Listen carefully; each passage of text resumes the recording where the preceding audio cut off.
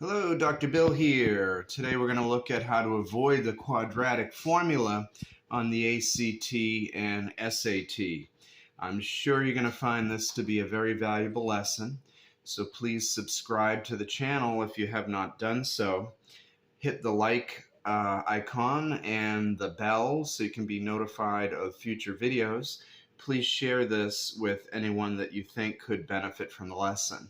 So let's get to it. And we see here that the quadratic formula is both ugly and slow to use on the ACT, SAT, or frankly, anywhere else. So if you've studied the quadratic formula, you know that the quadratic equation is in the form of y equals ax squared plus bx plus c, and then x would be equal to minus b plus or minus the square root of b squared minus 4ac all over 2a.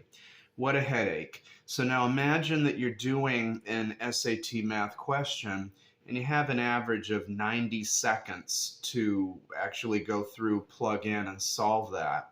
Are you really going to be able to do that in 90 seconds? Probably not. Most people probably could not do that.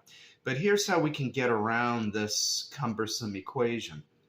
Okay, if we look at this, here's a typical problem, and again, it's numbered 15 because it's probably going to be a 15 out of 15 on the multiple choice section in the non-calculator math, right? So we have here 3d squared minus 18 plus 12 equals 0.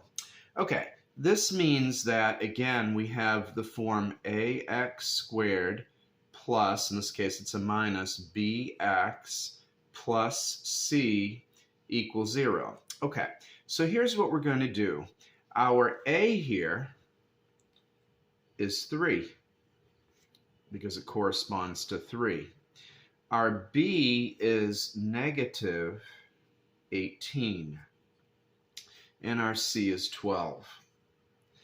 Okay, now we notice that the question is, what is the product of all values of d that satisfy the equation above? Okay, so they're asking us for basically the product of the roots, right, or the solution, and product means what? It means multiply.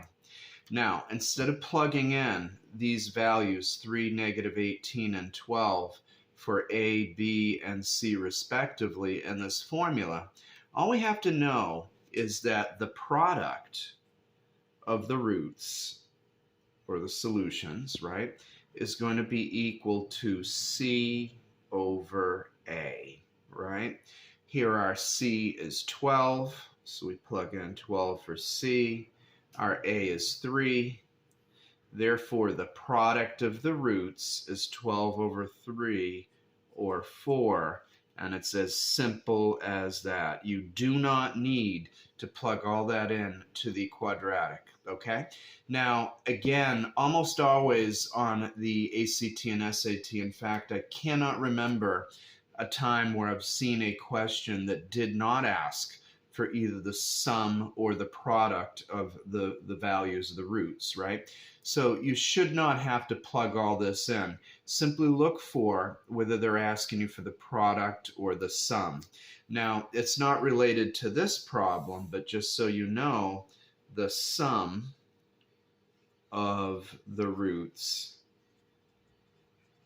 would be equal to the negative of b over a. Right? So here b is negative 18. The negative of negative 18 is obviously 18 over a would be 3.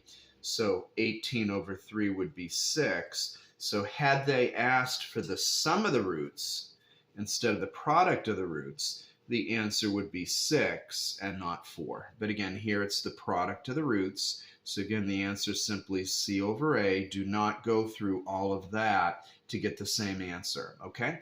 Again, this is Dr. Bill. I hope you found this short lesson helpful. Again, if you did, please subscribe, like, share, and I will see you on the next video. Have a great one. Thank you.